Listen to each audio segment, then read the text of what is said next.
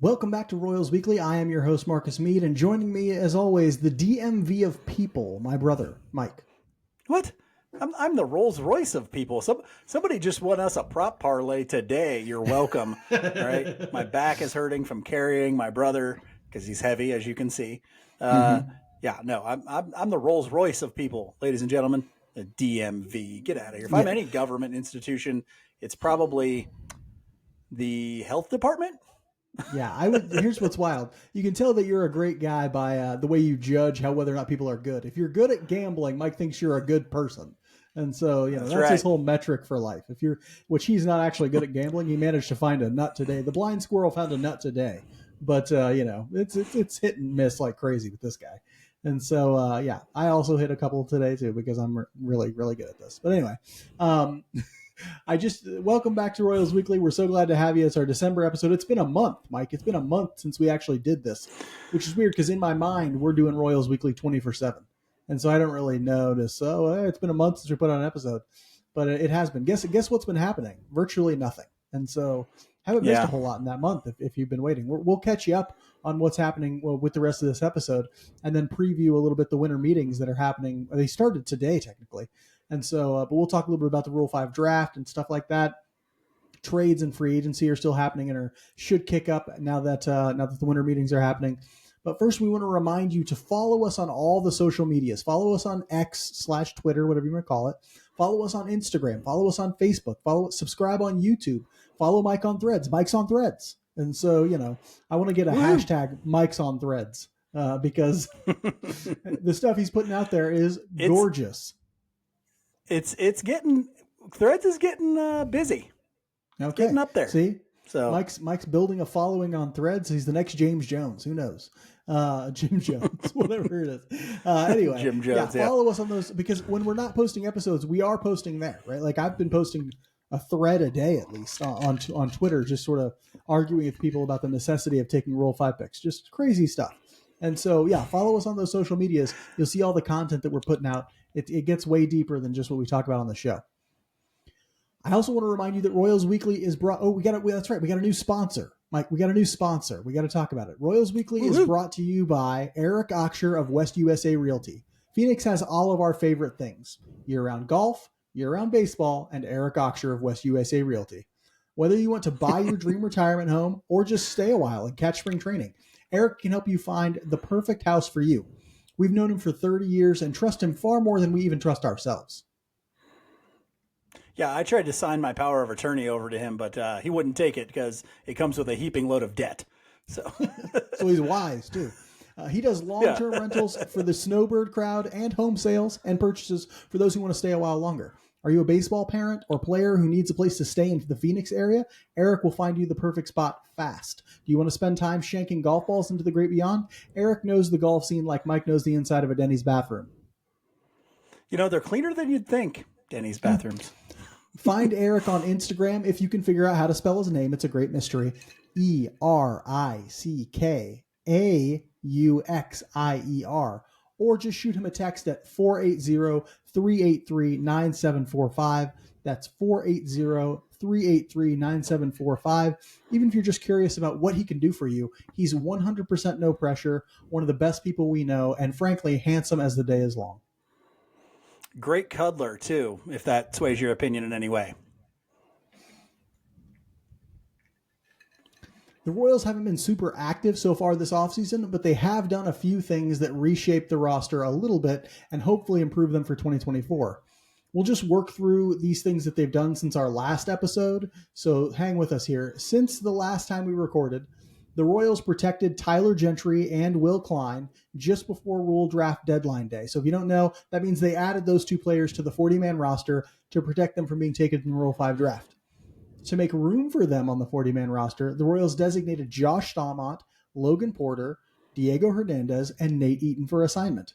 Mike, what do you think about the decision to protect Gentry and Klein and cut the other players? Well, I think those are the two guys that most people had that you had to protect.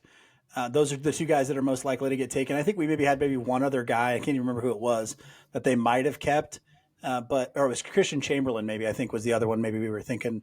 Is that who? Am I thinking of the right guy? Mm-hmm. Okay, yeah, I thought they might keep Christian Chamberlain as well, but those were the guys you absolutely had to protect, and I'm glad that they did. I was a little surprised by some of the guys that they designated to clear spots.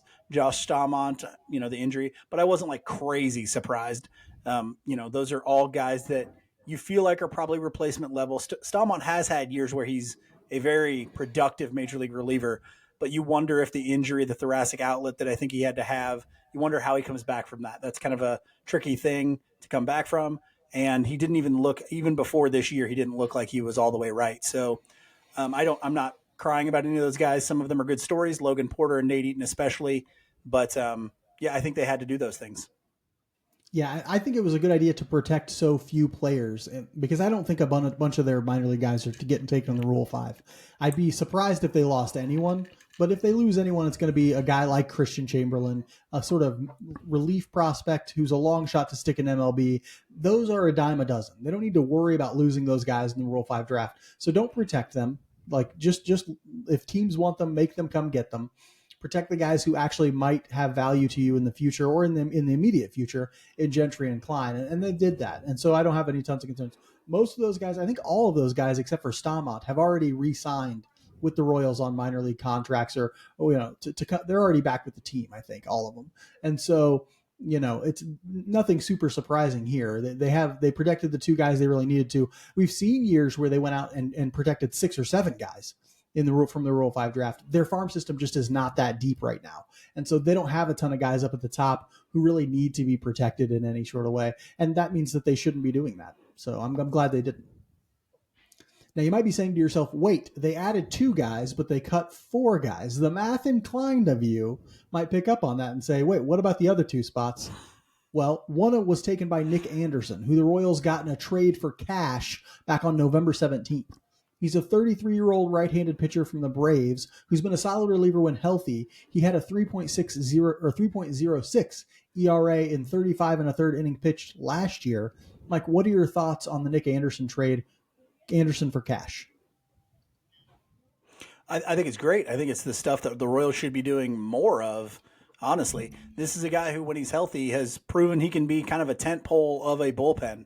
He can be a guy that is going to give you consistently good innings, can strike guys out, has a strikeout pitch, I believe, in his curveball, if I'm not mistaken. I think he's more of a curveball guy. But yeah, that's the kind of guy you have to get. Now, the thing is, the Royals need to add 4 more of him. That's the crazy thing. And you are gambling a little bit on the health because he hasn't had a healthy, full season in a while. But no, that's the kind of guy you have to really go out there and get. There should be 6 Nick Andersons in spring training for the Royals. Yeah, they're going to have to look for guys like him. Anderson was going to be non-tendered by the Braves, which is why he was available for trade, right? The Braves are trying to win a World Series. They don't want to bank on Anderson being healthy, and so they were willing to trade him for cash, right? They have other guys they planned on going out to shore up their bullpen, and they've been doing that ever since they traded Anderson.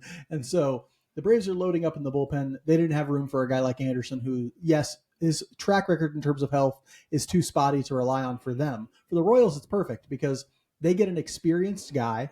They have some upside maybe in that bullpen with guys like MacArthur and McMillan and Coleman and stuff like that, but very low on experience and guys who, when they're healthy, you can count on them. And so at least Anderson is that. Now, the health will always be a question, and that's fine. But when he's healthy, he seems like a reliable relief pitcher and who they can actually count on. And so I think it's a great move. I love this trade. All they got to give up for him was cash, no player capital. And so that's wonderful. And hopefully he can stay healthy for the entire season for the Royals. Will he be the number 1 guy out of their bullpen? Probably not, but a really solid 3rd or 4th guy out of their bullpen? Yeah, probably.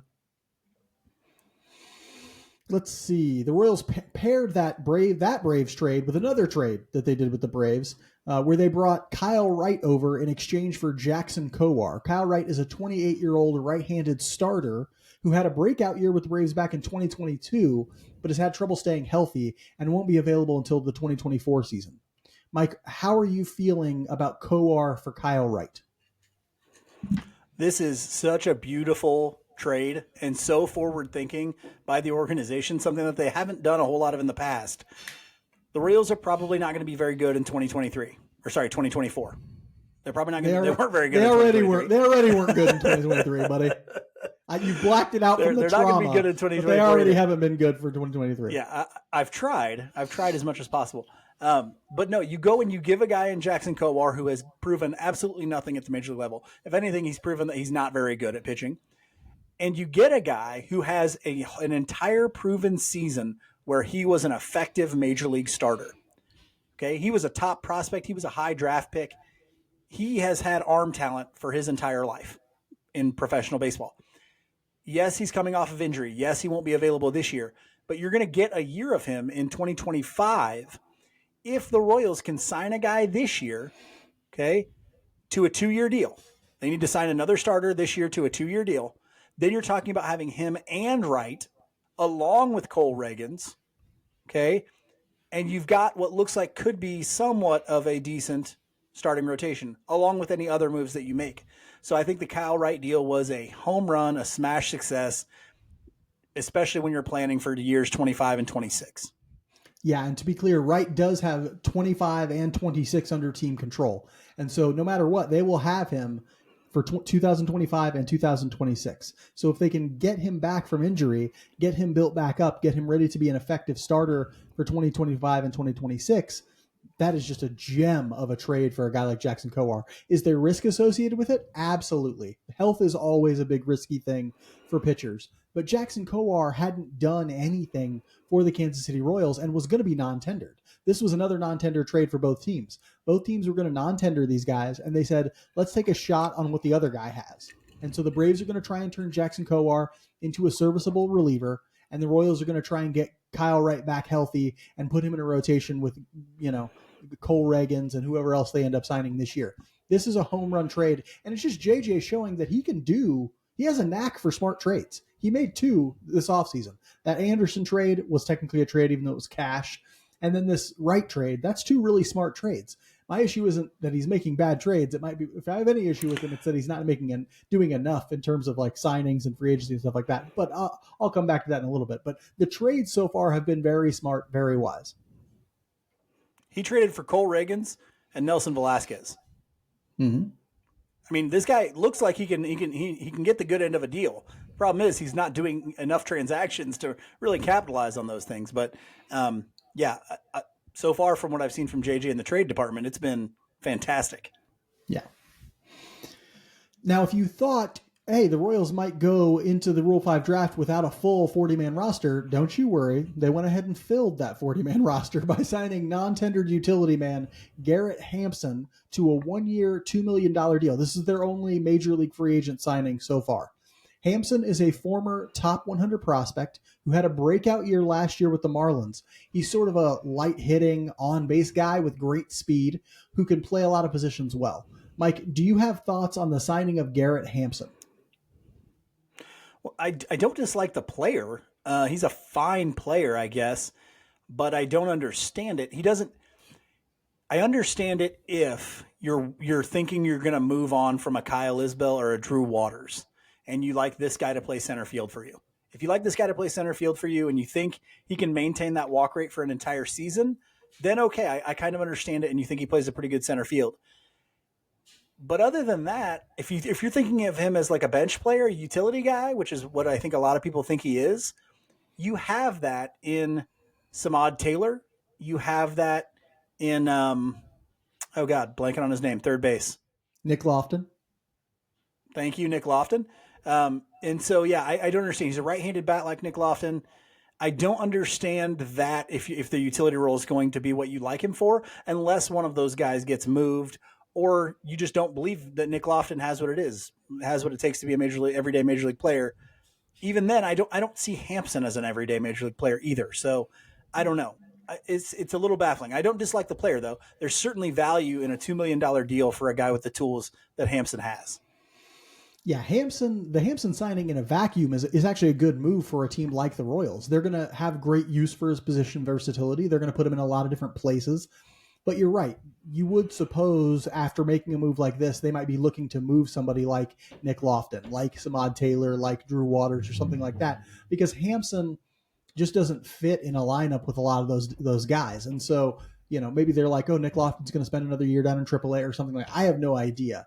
But Hampson, along with those guys, it's like sort of a redundant move if you have all those other guys. They already have a bunch of position versatility on their team. They already have a bunch of backup outfield type options. And so it doesn't make a ton of sense for Hampson to be there, but he is a good player and could be valuable for them. So I'm not really dissing on that. He did have a breakout year last year, and so you're sort of paying him for his best year in some ways, but that's fine. He's not going to make that much money anyway. And so, I think likely he's going to have a little bit of career regression from last year, but still, you hope he can sort of be productive moving around the diamond for him. I wonder if this is something of a, hey, if Michael Massey doesn't work out, at the very least, if we have this guy, we know we can plug a guy in that's going to get on base. Makes me wonder about that kind of thing, Well, they think he can get on base. He's only ever gotten on base last season, right? He's been playing in the major leagues for like 5 years. That as well. He's only ever done it last season. And so hopefully he keeps building on his last year. He's 29 years old, I think. And so hopefully he keeps building on his last year. He had a lot of pedigree as a top 100 prospect previously. But if he can build on his offensive production from last year, they have a really solid, it does help the bottom of their roster. They have a really solid guy in place to be a super utility player for them. The question is, what does this mean for some of the other guys on their team? What does it mean for the full construction of their team?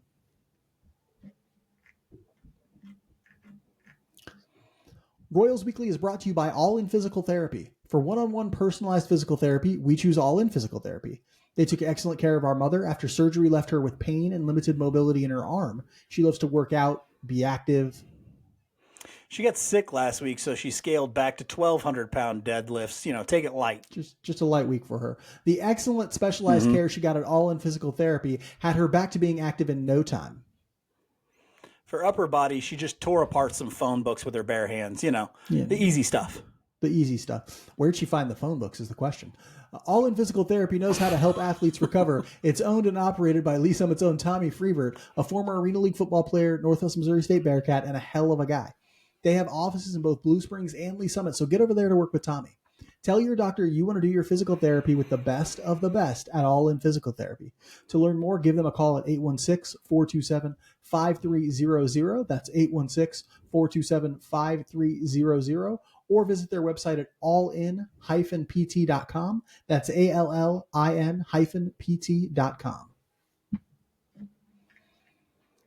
The winter meetings are upon us. Winter has come, as they say, which means the offseason will really start to heat up now, theoretically anyway, as GMs meet to discuss trades, signings, and much more.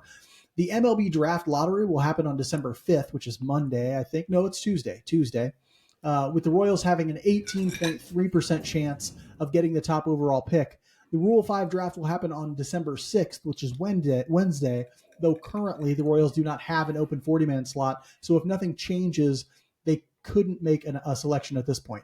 Mike, let's start with the Rule 5 draft, because it really interests me greatly. Do you think the Royals should make a selection this season? Of course I do. Yeah, it doesn't make any sense for them not to.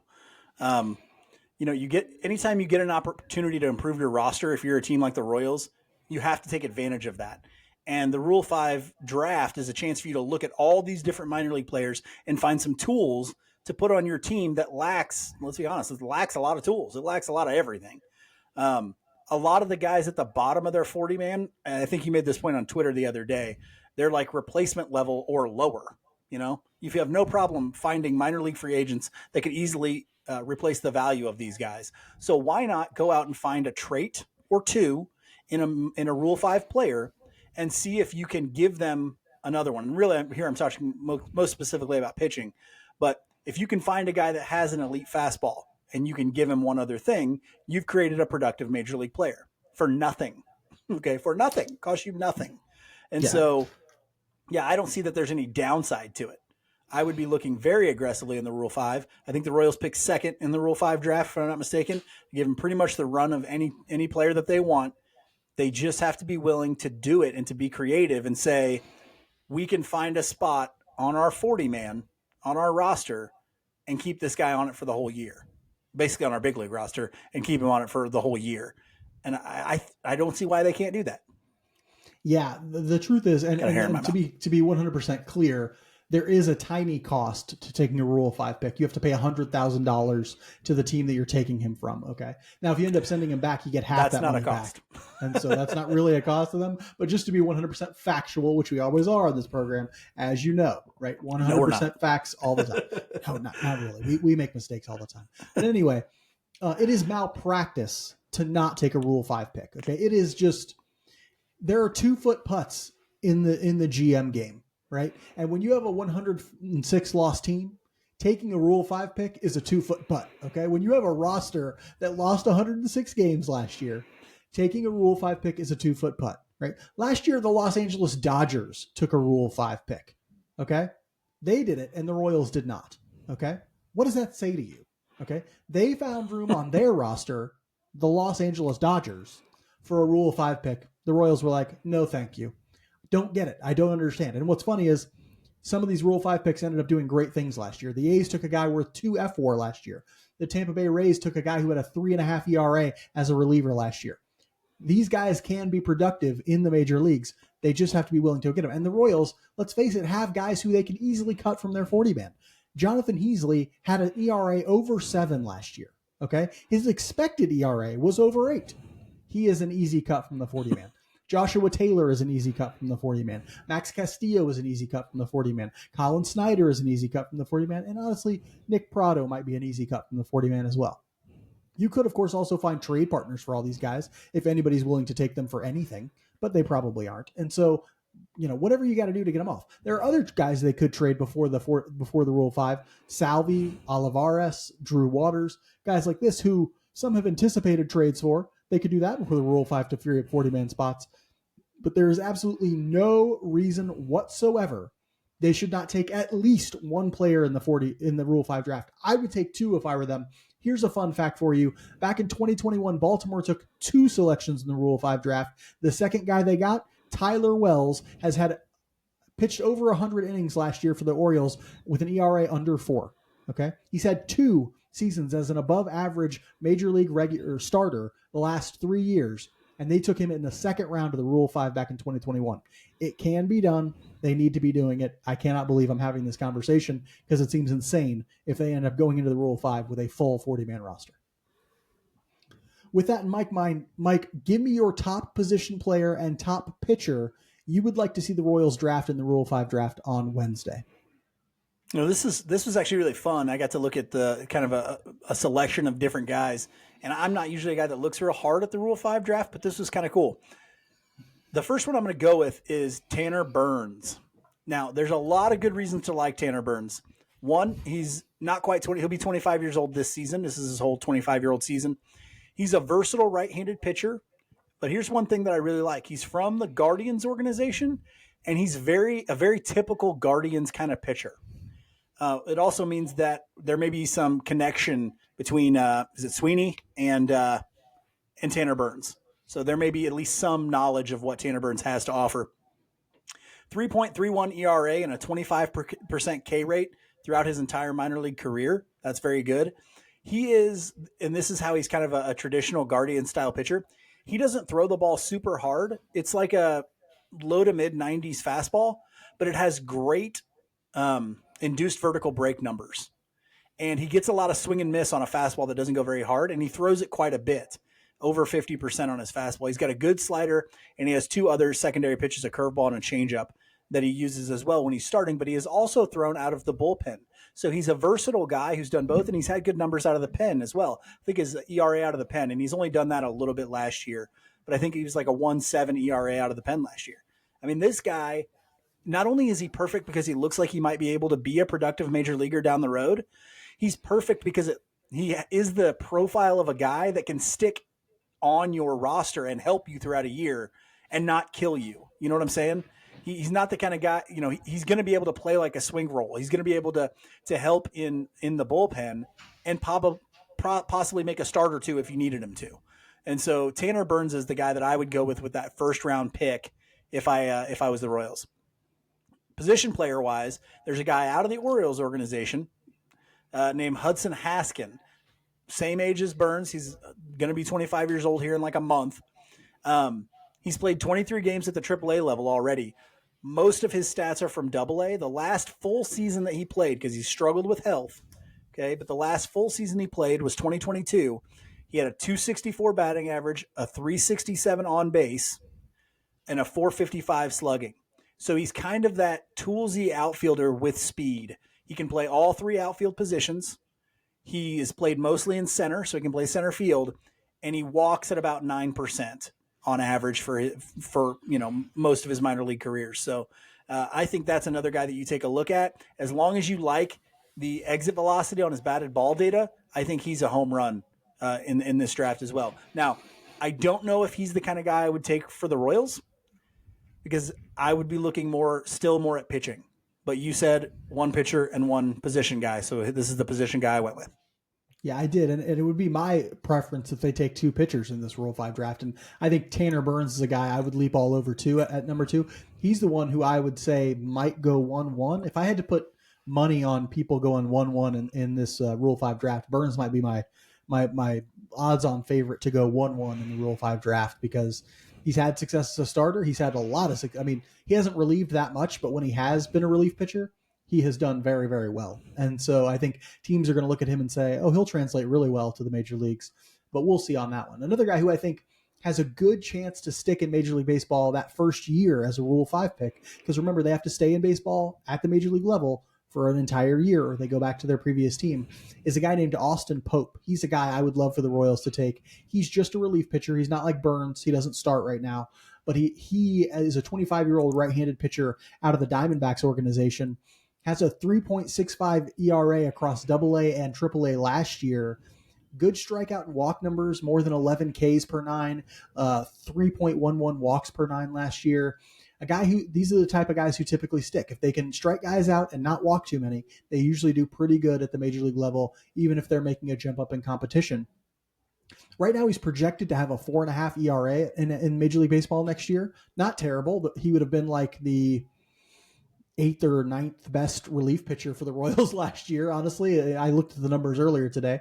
And so a 4.5 ERA would fit in nicely, I think, with this group. And so Pope is a guy who I expect has a pretty decent chance to be taken. Hopefully the Royals give it a chance to take him at number 2. I'd jump all over it if I could. There's a hitter who I like, who they might even be able to get in the second round, because I don't know if teams are going to be all over him. His name is Blaine Krim. He's a 26-year-old right-handed hitter, a first base DH type. He hit 289, 385, 506 last year, I think in AAA, I want to say. That's a 217 ISO and a 114 weighted runs created plus. He doesn't chase much, so he's a good plate appearance from him. And he is a capable defender at first base. Even though he can only play first base, he's pretty good defensively there. And so he's a guy who, hey, if they end up trading Olivares and Salvi, you lose 2 right-handed bats from your lineup that are pretty good. Here's a guy who could come in and spell at DH, spell at first base, and give you an effective plate appearance at the major league level, I think. And so worth a shot in the Rule 5 draft, in my opinion. Besides the Rule 5 draft, the winter meetings usually mark the time when the offseason action really heats up. JJ Piccolo came out and said the Royals are looking for a front-end starter this offseason, but some rotation help is already off the board. Aaron Nola re-signed with the Phillies, Sonny Gray signed with the Cardinals, mid-tier guys like Luis Severino and Kenta Maeda and Kyle Gibson have already signed. Mike, do you have thoughts on how free agency is shaping up so far for the Royals? Well, like most Royals fans, I kind of worry, I worry that the front office isn't being aggressive enough. But I also worry that free agent players possibly don't want to come to Kansas City because they want to win. I mean, some of these guys are older. They've had a contract or big ARB numbers or things like that, and they're looking for a place that they can win and be successful. And if that's the case, Kansas City is not going to be all that attractive. So yes, of course, you're going to have to overpay for those guys, but some of those guys are just going to say, no, we're not going there. Kansas City's not on my list. So I think eventually they get something done, but I'm always going to want the front office to be more aggressive when it comes to these things. I want the Royals setting the market, not having the market dictated to them. And that's a tough one, especially for a team that hasn't won a lot. There's going to be some guys that are just hard nosed, and that's worrisome to me. Yeah, and here's my thinking. Like, JJ came out and said that he wants a front-end starter. Well, here's the thing. If you're willing to pay front-end starter money, then that means you're willing to set the market for a mid-tier guy by getting out way early and overpaying him. That's what they should have done. They should have gotten out way early and overpaid for a guy like Jack Flaherty or Seth Lugo or something like that. And that would have given them a better chance of making sure they get at least one of the guys they really, really want. My great worry about the waiting is eventually there's not enough supply to meet all the demand for starting pitching. There's just too much demand for it. And so by waiting, you do two things. One, you increase the competition for the last few guys on the market. And so their number goes up because they have now three teams. For example, let's say Martin Perez is left. Now you have three teams vying for Martin Perez because those other guys missed out on the top end starters. They want somebody. Now you have to compete against two other teams for Martin Perez, right? You also increase the risk that you're just going to be left without a chair, right? Like it's almost musical chairs. And if you don't get in there before the music stops or right when the music stops, guess what? You could be left without a chair. And the Royals could be left without the starting pitching help they need if they're not willing to be aggressive. They are not aggressive in free agency. As good as JJ has been in trades, he is not aggressive enough in this free agency period because I would have been out there, and he hasn't been aggressive enough in a lot of ways. So part of it is that free agency, that starting free agency, they haven't been as aggressive as I would have hoped they would have been in minor league free agency either. There were some minor league free agents, and I put out a list of these on Twitter, minor league pitchers that I thought they could get on minor league contracts who could help bolster the big league bullpen at some point. They haven't signed anybody. They've signed one minor league relief pitcher, and that's it, right? And so they're just not really out there being as aggressive to do things with the market that they could be, and that's what's really throwing me right now. It's not that I don't think anything will ever get done. There's still time, but I just wish they understood that it makes more sense at this point to get out early and try and set the market than to wait and just wait till other guys sort of set it for you. Given what's left on the market, Mike, what do you think they need to do? Where do you think they need to go with free agency? Well, obviously still pitching. Like that's been the whole thing all last year into this offseason. Jordan Montgomery is still available. Eduardo Rodriguez is still available. Those are the two guys I would be looking at heavily. Rodriguez is a 30-year-old lefty who opted out of his deal with the Tigers. 3.3 ERA last year in 152 innings. He's been a solid major league pitcher his entire career, between 3.5 and 4.5 ERA all the time. Decent strikeout numbers, around 20% for his strikeout numbers. His walk numbers are not great, but they're not bad either. He's just a solid lefty in a major league rotation, and he's, for the most part, been healthy in his career as well. Jordan Montgomery, we all saw kind of what he did in the postseason with the Rangers, 31-year-old lefty. He's been good with the exception of a couple of years with the Yankees. Talks are that word is that he wants to be back with the Rangers, but you never know kind of if that gets done. So those are the places that I would go. And I would also still be going and looking for bullpen help as well. I would do both. I think they need one of those guys and another bullpen piece in free agency. I would never pay Jordan Montgomery because you are paying for that playoff performance, and it's a crapshoot. I would never pay for Jordan Montgomery. He's one of the guys I would stay away from this offseason because his market's going to be way too inflated on stuff that doesn't really matter. And so, yeah, I don't forget that he pitched a regular season and was just meh. I'm not paying for Jordan Montgomery personally. But anyway, there are a couple guys I'm interested in, and they're mid-tier guys. I think they can get some mid-tier guys. Like JJ might say, I want a front-end starter, but he doesn't have to pay for front-end money if he doesn't want to. There's a guy I think he might be interested in, Michael Wacha. To me, represents a front-end guy, and then he'll think of that as a front-end guy. But I'd be interested in two guys like Seth Lugo and Martin Perez. Lugo had an ERA in the threes over the course of 146 innings last year. Perez is a guy who's really interesting because his market's going to be suppressed because his strikeout numbers went way down last year. And so he could be an interesting buy low option in my mind. He pitched 141 innings, still had a 4.45 ERA, which isn't terrible. And then in 2022, he had a 2.89 ERA in almost 200 innings. So we're talking about a guy who has the capacity to at least, as a floor, be a major league average starter. If I were them, those are the kind of guys I would be interested in.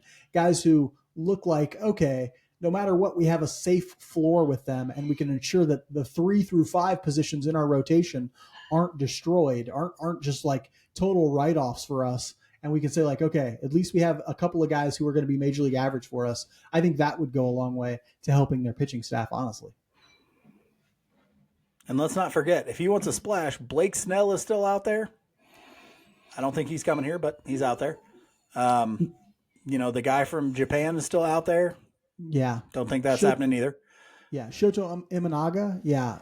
That's an interesting thing to bring up. So I'm glad you brought up his name because I don't think people are like looking at. No, I didn't remember his name. Okay. Yeah. His name is Shoto Imanaga. I think it's Imanaga, like with an A. But great pitcher from Japan, lefty, 30 years old. There were talks that the Royals were interested in him. There were like rumors out there that the Royals were interested in him, but his price tag is going to be even more than people thought. Like originally I saw an estimate that was like 5 years, 85 million, and then you'd end up paying an additional 15 million as a posting fee to his Japanese club. Now I'm seeing that he's going to want $100 million and stuff like that. It's like the Royals don't want to pay. What, you're going to give Shoto Imanaga the richest contract in your franchise's history after coming off a 106 loss season to a pitcher who's never pitched in Major League Baseball? That seems crazy to me. I mean, I'm a big fan of his. I love him, and I would be very excited if they did it.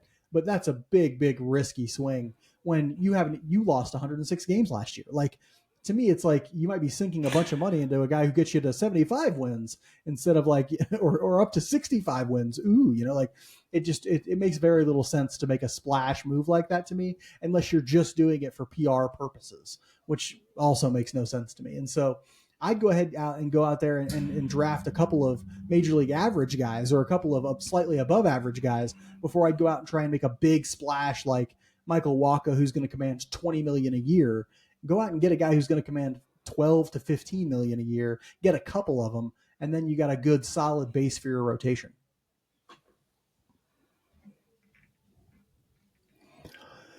Royals Weekly is brought to you by Knapp Family Wealth. Mike, can you think of anything more important than securing your financial future? Have you ever had a s'more flavored Pop-Tart? No. Good, because they're disgusting. Securing your financial future is one of the most important steps someone can take for themselves and their family, and Knapp Family Wealth is ready to help you pursue it. This isn't some big, faceless corporation we're talking about here. Knapp Family Wealth is run by J.C. Knapp. He's a huge baseball fan, and he's been helping people plan for their financial futures for 20 years. He can help with retirement planning so you don't have to work until you're dead, education planning so your kids learn to read good, investment management so you can get all that money from out of your mattress and get it working for you. Don't spend another day thinking you've got it all figured out, because trust me, you don't. Check out Knapp Family Wealth at knappfamilywealth.com. That's KNAPP familywealth.com. Securities and advisory services offered through LPL Financial, a registered investment advisor, member FINRA/SIPC.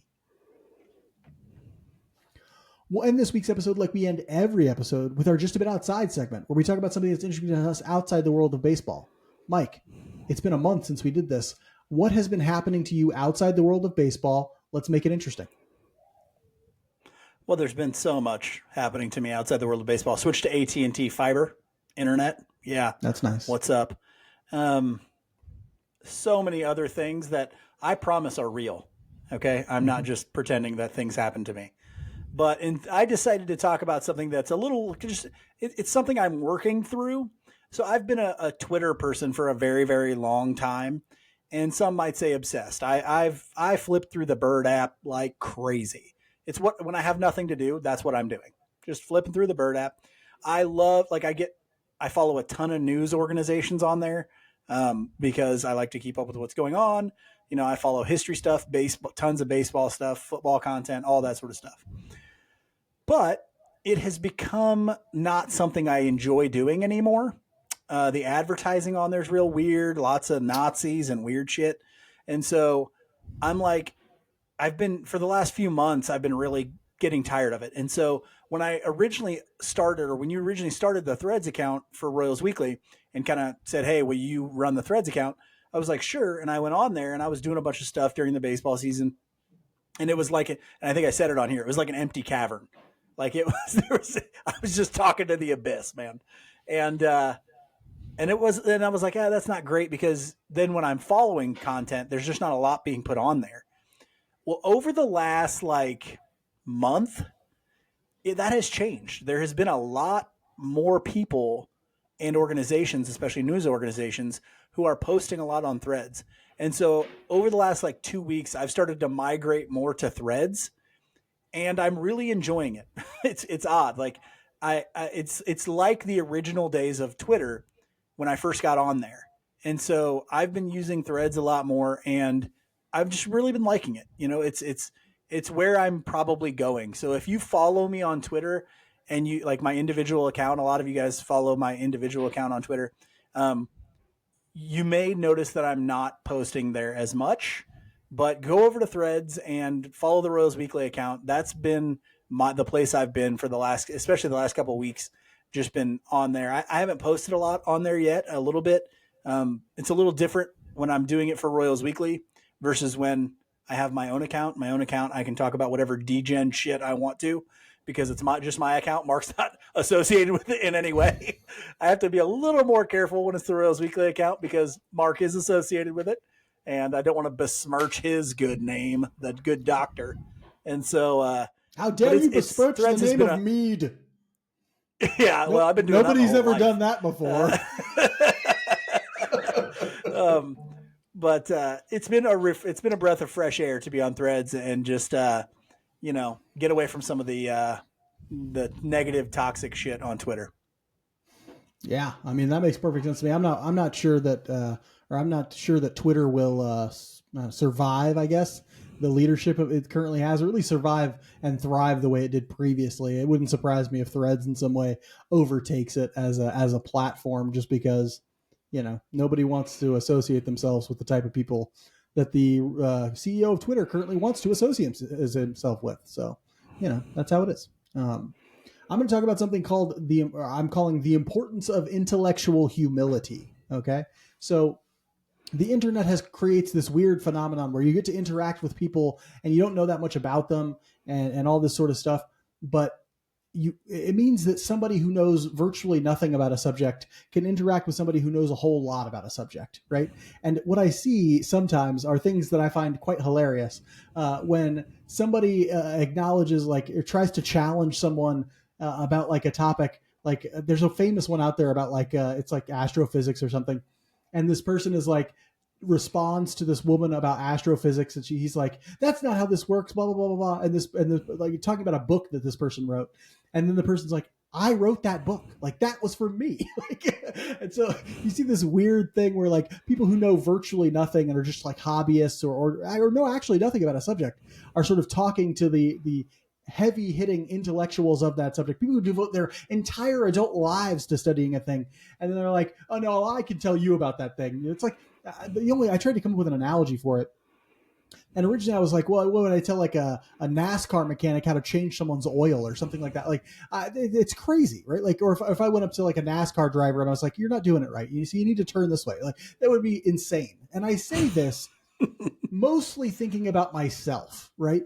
Because I am an expert at one thing, and that one thing is writing and rhetoric, right? Like that is my expertise. I went to get a PhD in that subject. I've taught at some of the best universities, but for some reason, and I think it's because everybody writes, like we all can do it at a basic level. Like we all learn how to write in school. And I think this is why people try and tell me about writing and argument and stuff all the time. Like it happens constantly, whether it's just like another person I talk to at work or something like that. They try and tell me about writing and rhetoric. And it's hard for me to just be like, to not be like, I don't need you to tell me about this. Like, stop talking, because it kills me. It kills me to hear you talk about the subject. I spent a decade studying, like you know what you're talking about. You don't know what you're talking about, so stop talking about it, okay? Like, have some intellectual humility. Be willing to open your ears, either digital ears or actual ears, and listen to somebody who knows what they're talking about, who studied that thing for years and years and years,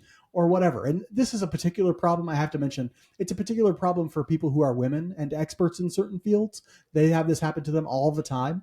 But it's something that I think a healthy dose of intellectual humility is only going to help us grow and learn and become better ourselves. So if you know about like stuff I don't know about, like cars, homes, actually almost Eating everything healthy. almost everything other than like writing and rhetoric, I'm going to listen to you, right? Like if you're an expert in that thing, I'm going to listen to you. But just have some humility. Open those ears up. It's good for you. I promise. Anyway, that's my thing for this week. We will be back at least in 1 month. If the Royals do something special, we might come back next week if they do something big at the winter meetings. But at the very least, we will come back in 1 month with another episode. Until then, be good to each other. And go Royals.